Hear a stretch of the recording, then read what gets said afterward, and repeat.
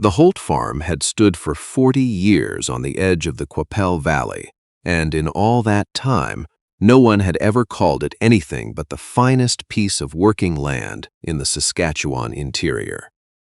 Vernon Holt was 53 years old when his world cracked down the middle like a frozen creek in spring. He had 600 acres of wheat and barley, a herd of 40 Angus cattle, and a reputation for quiet, steady reliability that men in 3 counties respected without quite knowing how to say so.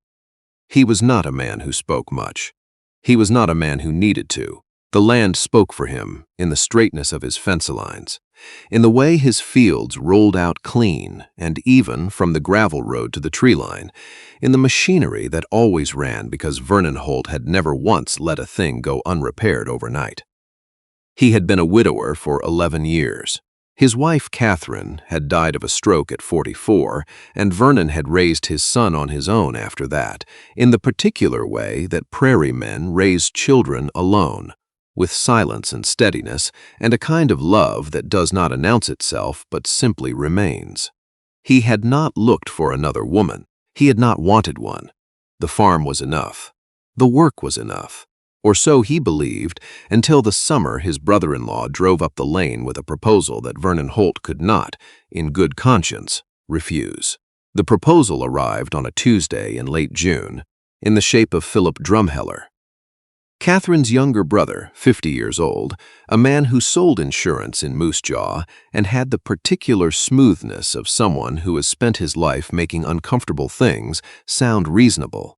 Philip climbed out of his truck, shook Vernon's hand, accepted a cup of coffee, and sat down at the kitchen table with the careful air of a man who knows he is asking for something large.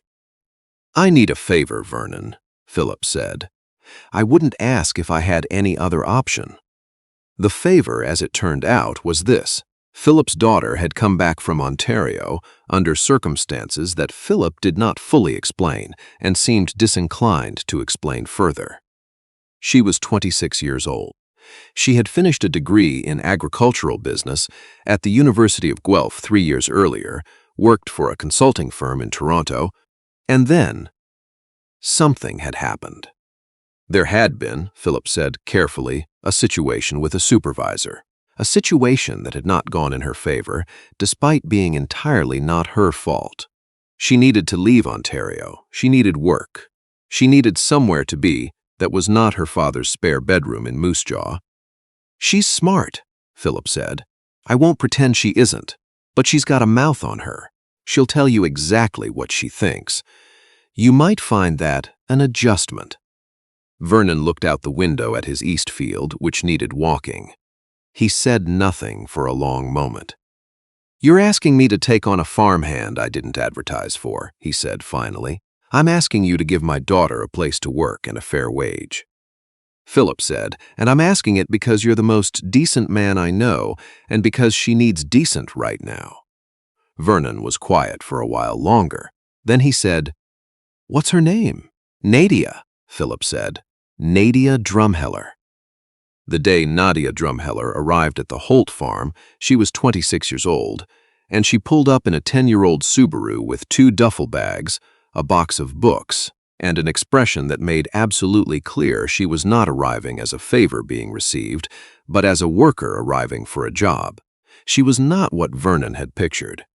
He had pictured someone young and rattled, someone who needed careful handling. Instead, he found a woman with steady brown eyes and a handshake that was firmer than his son's, who walked straight past his polite attempt to show her the house and said, "Can I see the operation first? The fields, the equipment, the books." Vernon blinked. "The books?" "The farm's financial records," she said, as though this were obvious. "I'd like to understand what I'm working with." He showed her the fields. He showed her the equipment shed, the cattle pen, the grain bins. She walked and looked and asked questions, and the questions were not polite questions. They were the questions of someone who already understood what she was looking at and wanted to know why certain decisions had been made. Why this cultivar and not another? Why this rotation schedule? When had the combine last been serviced and by whom? Vernon answered her honestly. He was by that point mildly unsettled, which was not a thing that happened to him easily. That evening, he called Philip and said, "She's not what I was expecting." "I told you," Philip said. There was something in his voice that sounded almost like relief. "She asked to see my financial records." A short silence. "Did you show her?" "Not yet." "You should," Philip said. "That's actually why I thought of you. You've been running this place alone for 11 years, Vernon. You're a good farmer. You're not, and I say this with respect, you're not always a good businessman." Vernon did not sleep particularly well that night. Not because he was angry, but because Philip, as irritating as it was to admit, was not wrong. The first 2 weeks were difficult in a way Vernon had not anticipated. Not because Nadia worked poorly, she worked exceptionally, rising at 5, matching his pace without complaint, learning the rhythms of the farm with a speed that would have impressed him if he'd been in any mood to be impressed. The difficulty was that she noticed things. She noticed that he was paying above market rates for his fuel supplier because he'd been using the same company since 1998 and had never renegotiated. She noticed that 2 of his cattle were showing early signs of a respiratory issue he had been watching but not treating. She noticed that his winter wheat seeding schedule was a week later than optimal for that particular valley microclimate. She had read 3 years of regional agricultural data before arriving. She mentioned this almost in passing, as though it were simply a thing a person would do. And then she found the equipment lease. It was on a Thursday morning, 9 days after her arrival. Vernon was in the machine shed, and Nadia came out of the house. She had asked his permission to look through the filing cabinet, and he had said yes, mostly because saying no felt like admitting something, carrying a manila folder with the careful expression of someone who has found a problem and is deciding how to deliver it. "This lease on the grain auger," she said. "The one you signed in 2019. What about it?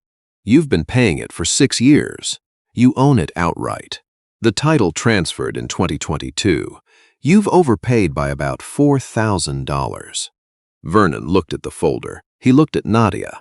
He was 53 years old, and he had been farming since he was 16, and he was standing in his own machine shed discovering that he had been paying for something he already owned for 3 years. He started. "Fixable," she said. "I can write the letter to the leasing company. We can probably recover at least 2 years of overpayment. The rest is gone, but $2,000 isn't nothing." He stood with the folder in his hand for a moment. "You didn't have to. You could have just told me about it. Didn't have to look into it yourself."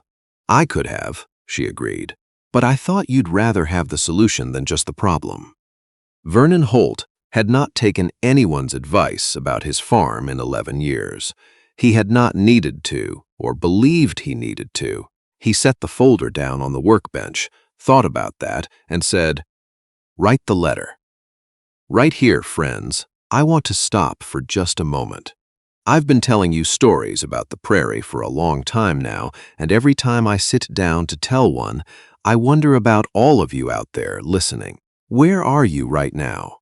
Are you in British Columbia, watching the mountains catch the morning light? Are you in Ontario, or Prince Edward Island, or maybe somewhere else entirely, New Zealand or the United Kingdom or South Africa?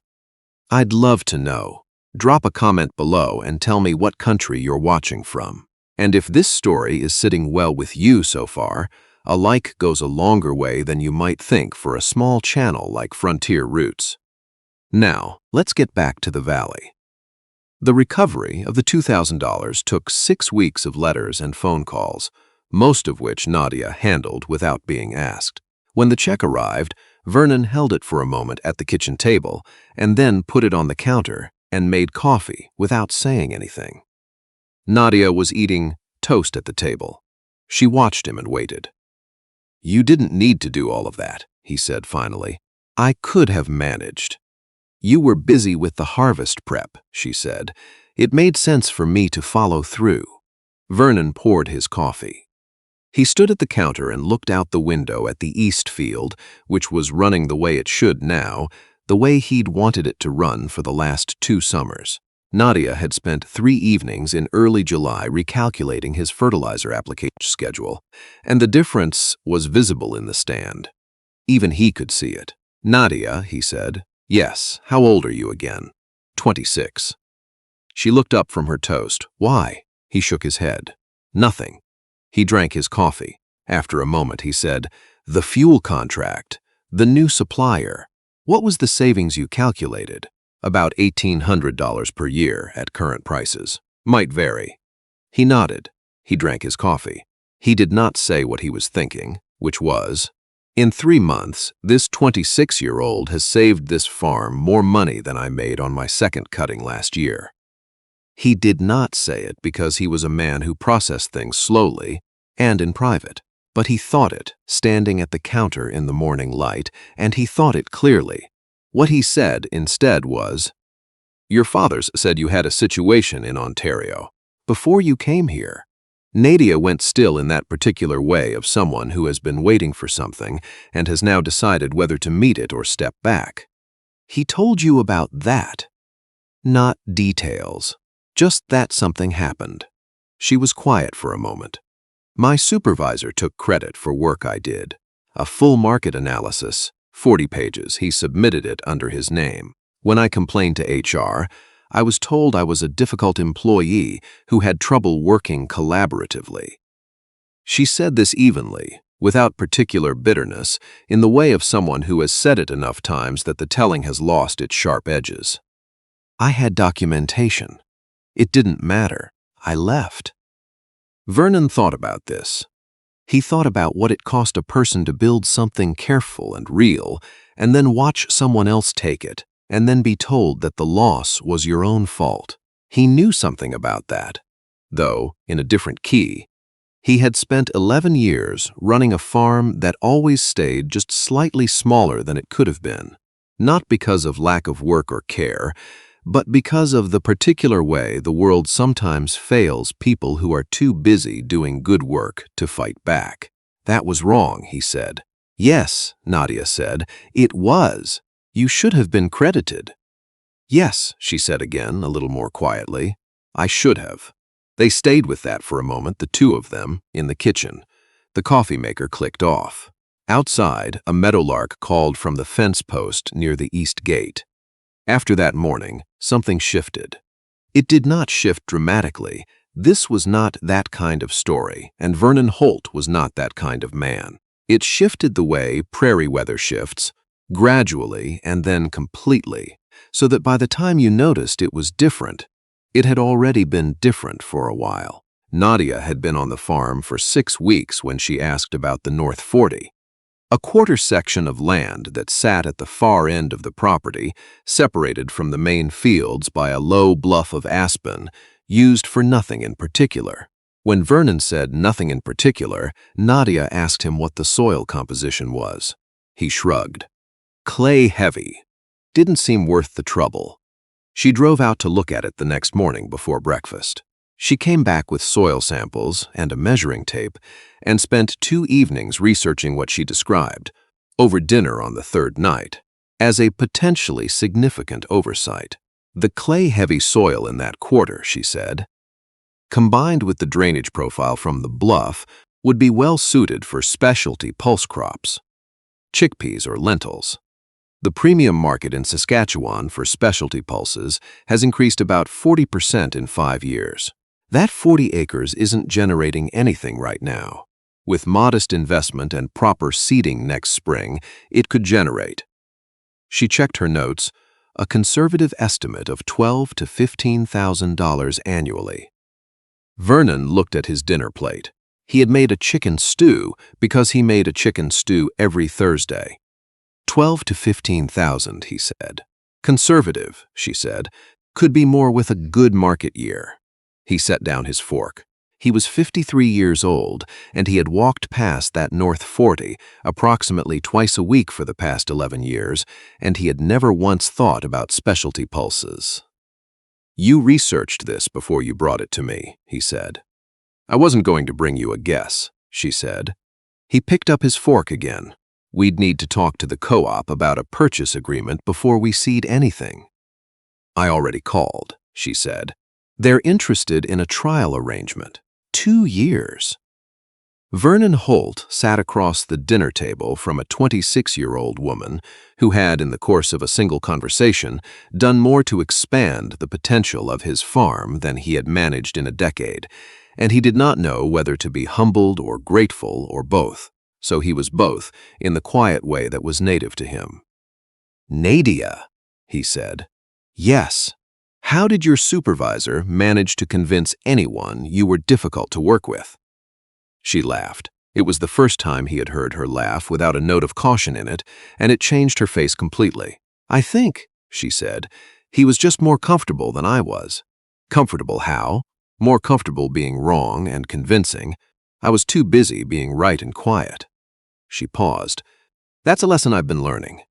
Vernon considered this. He was a man who had spent his entire adult life being right and quiet, and he thought he understood something about what that cost. "Maybe," he said carefully, "there's something to be said for being right and saying so." She looked at him. Something passed across her face that he could not quite name. "You're not wrong," she said. The spring that followed was the best one the Holt farm had seen in 20 years.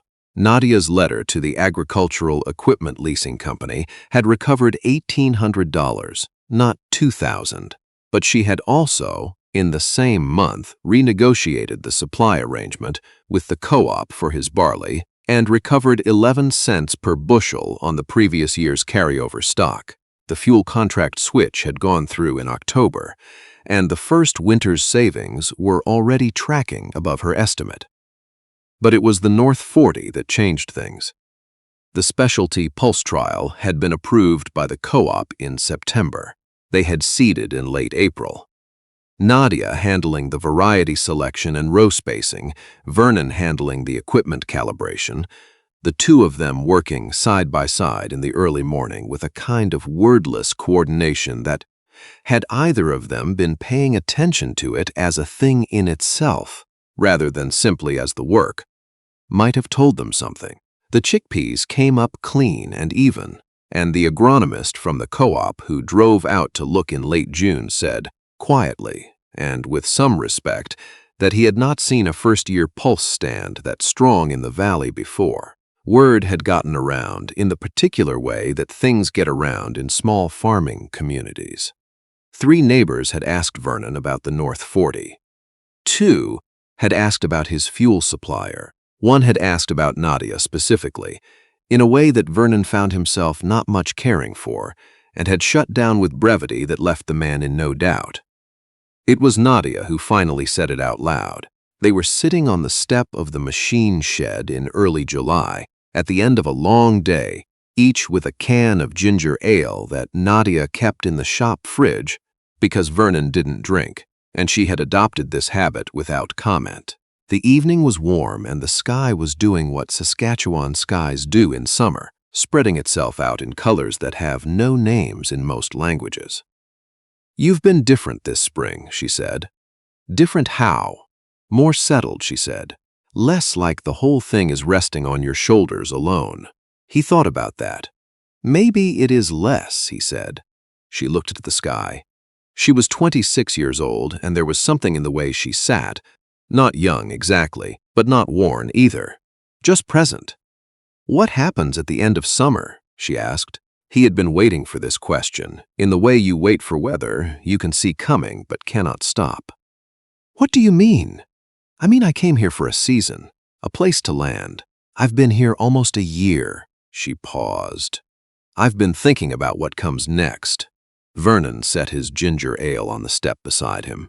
He was 53 years old, and he was aware, sitting on this step in the July evening, that he was very bad at certain things, and that one of them was saying true things out loud before the moment to say them had passed. "There's more to do here," he said. "The North 40 is just the beginning. There's the pasture rotation, the way you described it to Reed at the co-op, that's a 2-year project minimum. And the accounting system needs someone who actually understands it, which you do. which I don't. She turned her head and looked at him. Your listing tasks, she said. Yes, he said, not reasons. He was quiet. A meadowlark called again from somewhere near the east gate. He had been hearing meadowlarks from that gate for 11 years, since Catherine died, and he had never once thought of them as anything but birds. I'm 53, he said. You're 26. I know, she said. He stopped.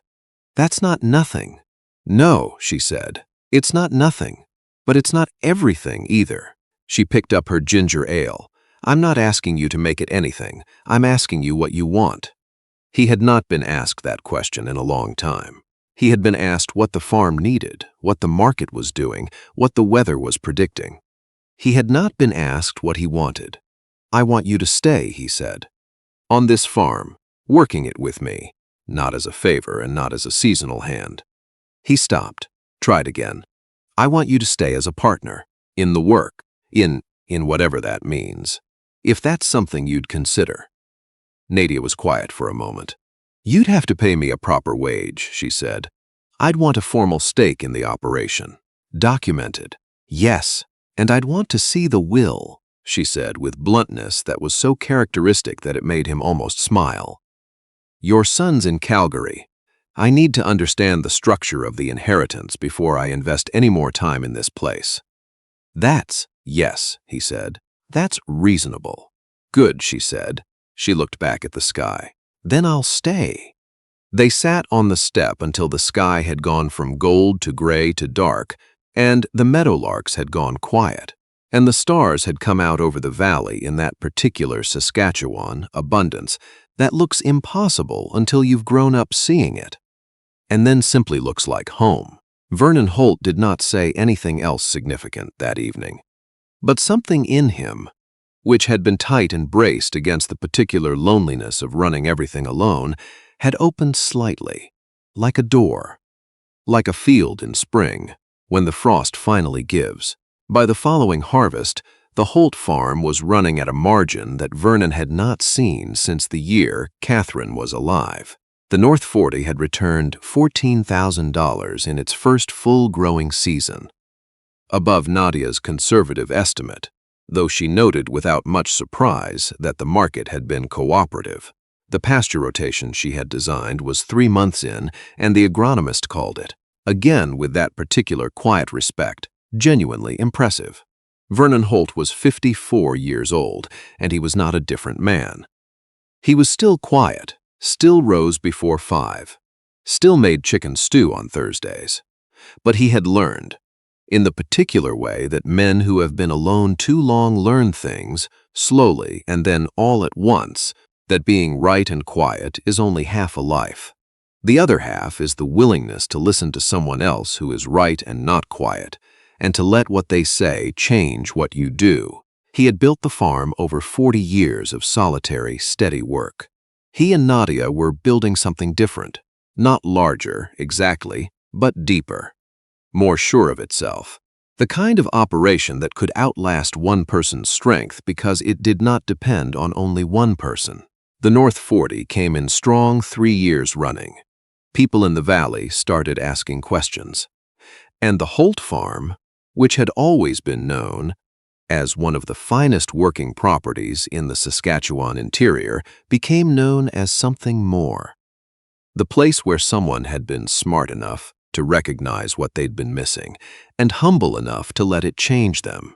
You know, friends, I've been telling stories about this land for a long time, and the one thing I keep coming back to, story after story, is this.